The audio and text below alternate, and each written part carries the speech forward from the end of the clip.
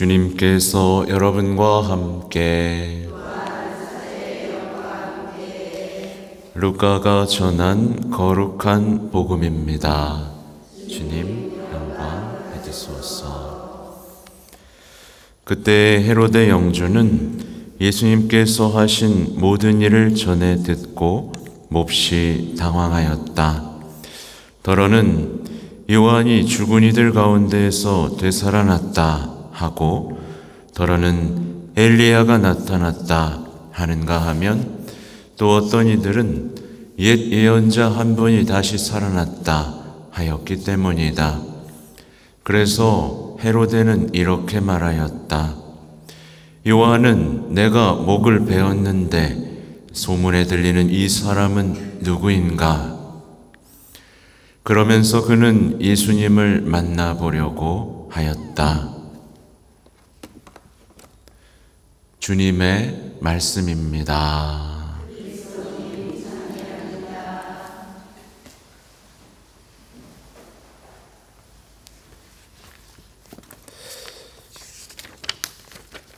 찬미 예수님,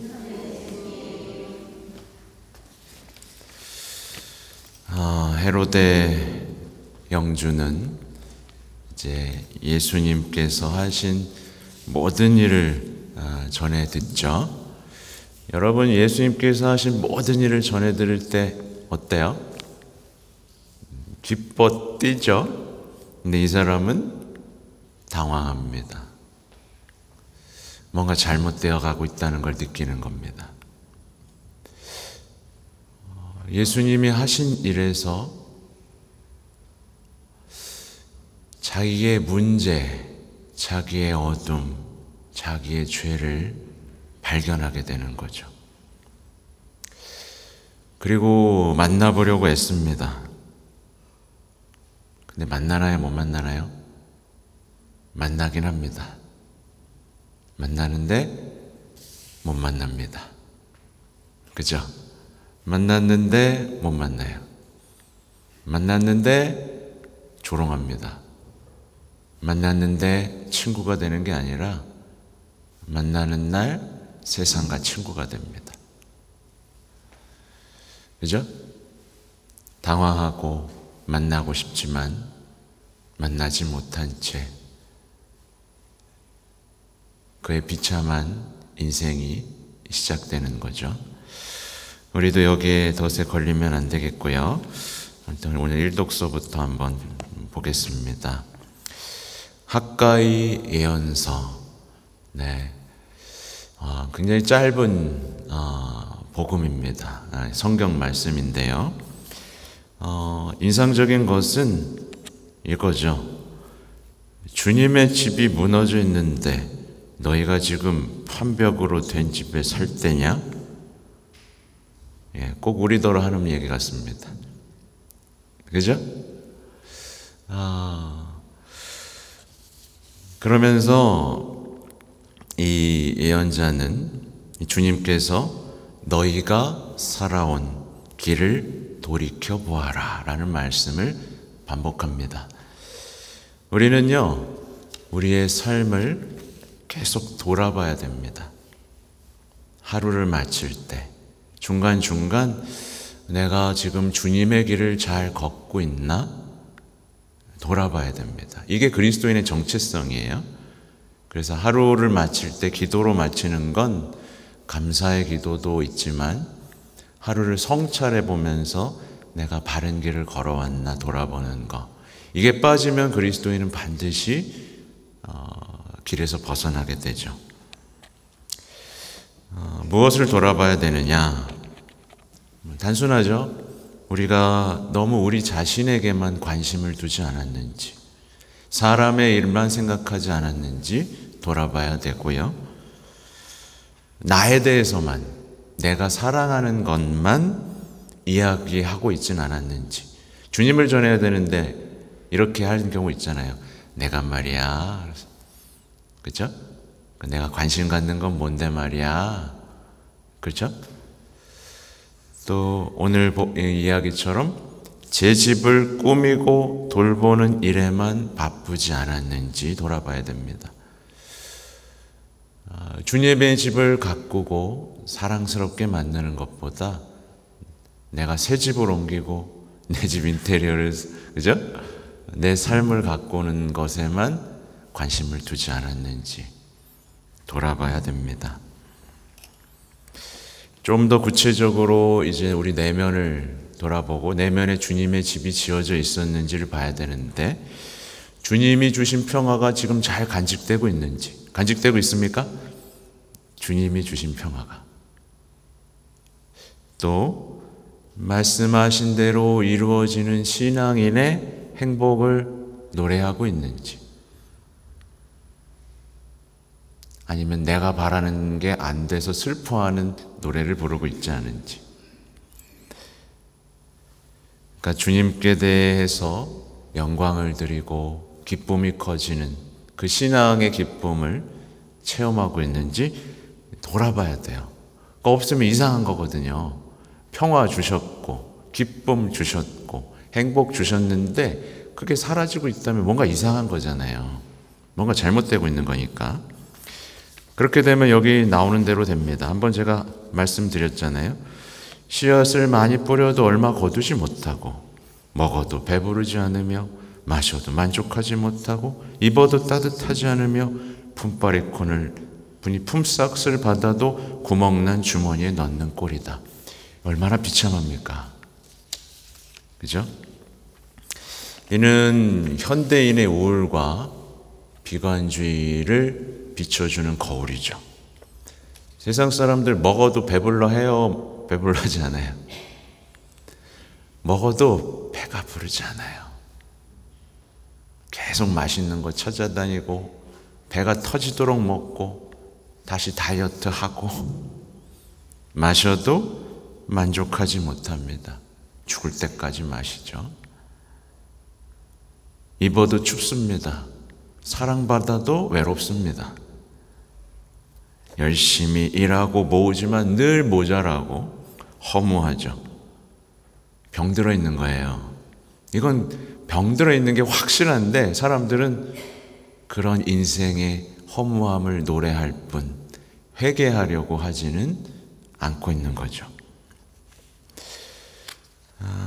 우리가 돌아봐야 될 건 지금 우리 교회 공동체입니다. 구체적으로는 우리 원당동 공동체를 한번 생각해 볼 필요가 있죠. 사실 교회 공동체 이렇게 볼 때 성장하고 있나요? 무너지고 있나요? 잘 보셔야 돼요. 늙어가고 있나요? 젊어지고 있나요?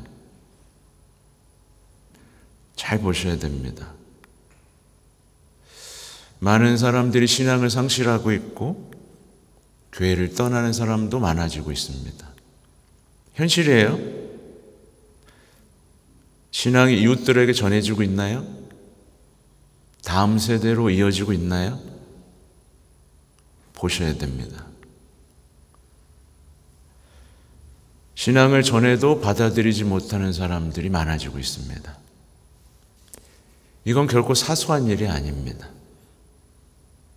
그렇죠? 사소한 일이 아니고 변화되어야 할 일이고 우리가 다 함께 힘을 모아서 극복해야 할 현실이죠. 기도가 부족하다면 기도를 더 해야 되는 것이고, 그죠?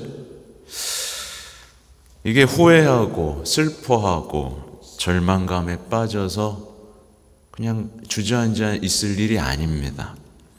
그냥 잘 되겠지 라고 자기 것만 챙기고 자기 최면을 걸면서 넘어갈 일도 아니죠.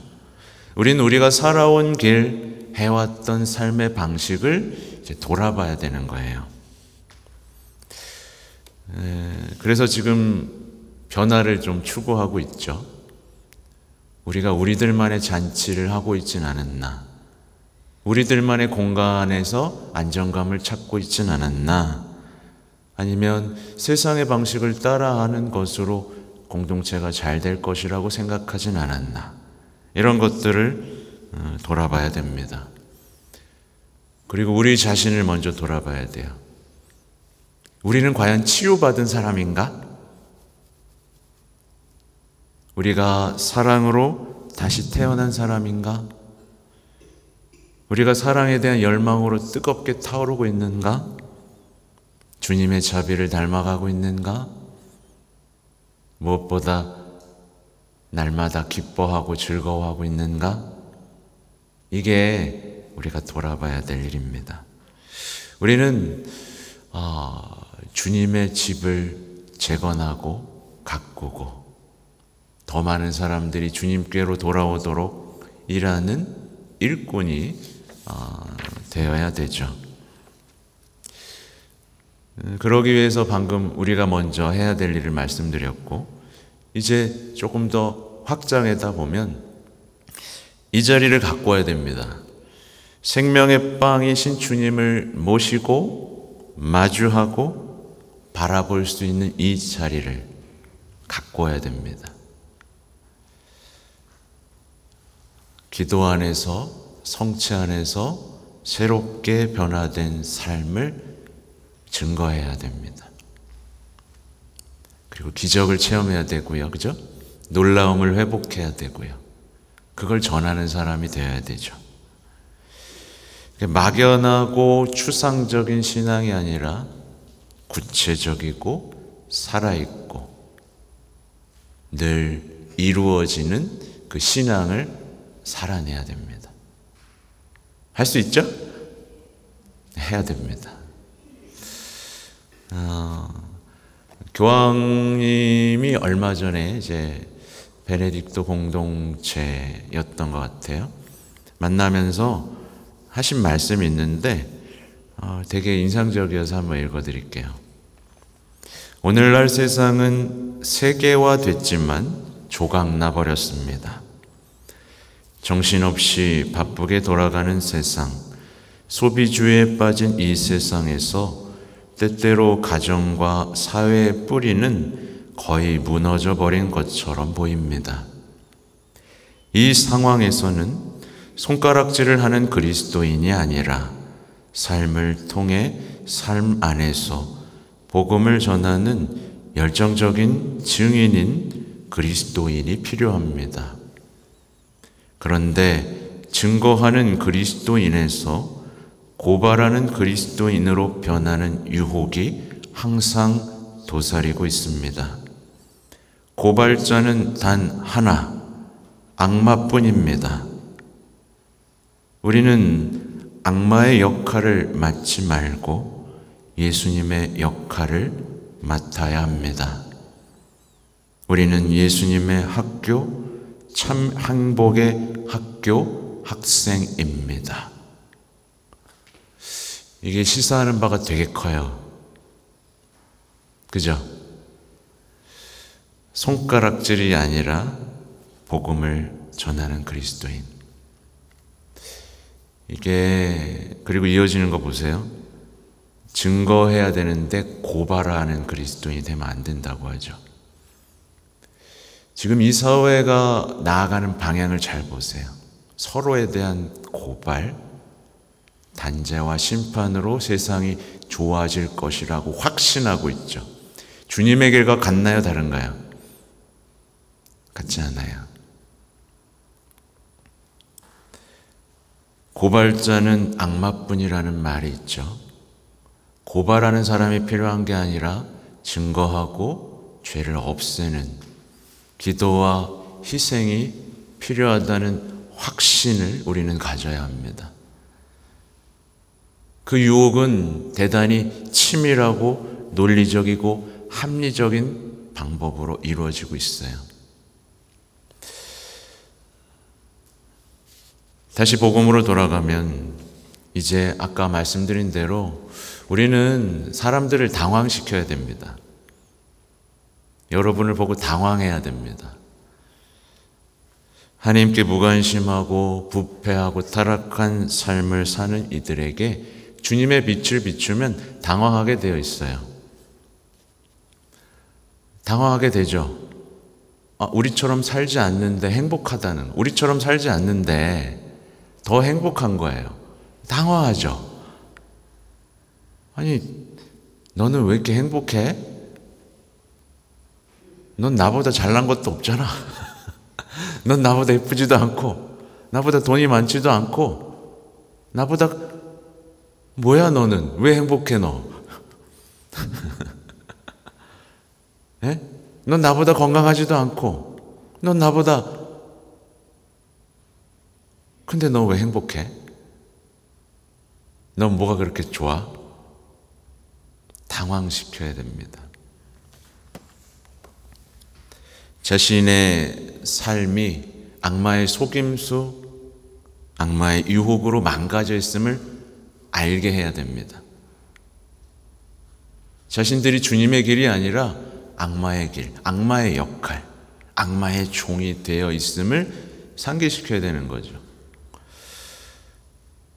그들의 지극히 일상적이고 평범해 보이는 삶이 죄와 타락과 부패한 삶임을 알아차리게 만드는 건 우리가 빛을 증거하는 것밖에 없습니다.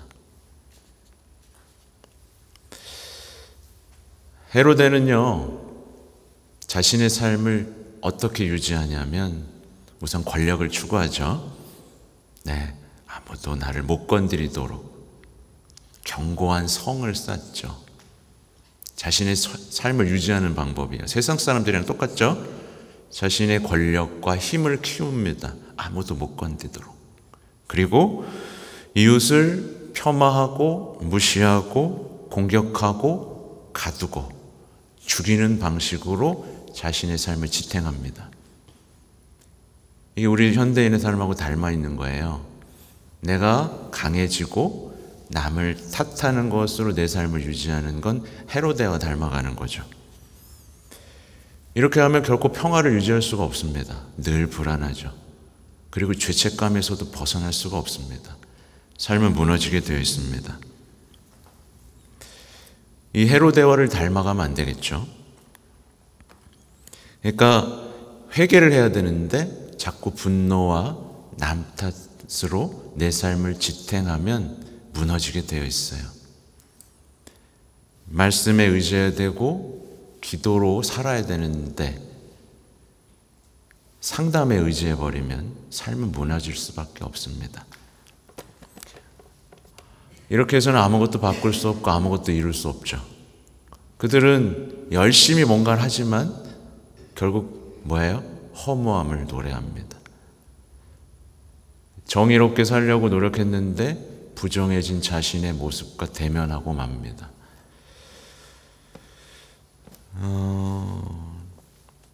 예수님께서는요, 아까 말씀드린 대로 이제 헤로데와 예수님은 만납니다. 이제 십자가의 길을 앞두고 만납니다.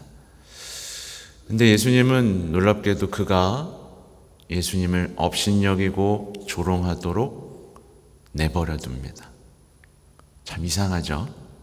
내버려 둬요. 어떤 협박도 강요도 하지 않습니다. 너 쳤어? 너 나 치면 어떻게 되는 줄 알아? 뭐 이런 강요, 협박 안 하죠. 얼마나 온유하고 하느님의 어린 양이라고 불리죠. 그죠? 근데 사람들은 뭐라고 하냐면 주님을 무섭다고 얘기합니다. 이렇게 하나님의 어린 양의 모습으로 세상을 구원하시는 주님의 모습을 보고도 하나님을 무섭고 힘들고 어렵다고 얘기하죠. 이게 뭐예요? 이웃을 탓했던 삶의 방식이 에이, 하나님 때문에 내가 하나님 안 믿는 거예요 라고 또 탓하는 삶의 방식으로 교묘하게 변화된 모습이죠. 결론은 뭔가요? 회개입니다. 회개하고 복음을 믿어라. 그리고 주님의 집을 재건하고 부르심에 응답하라. 이 삶이 우리를 아름답고 행복하게 변화시킬 것입니다. 네, 그런 신앙인이 되시기 바라겠습니다. 아멘.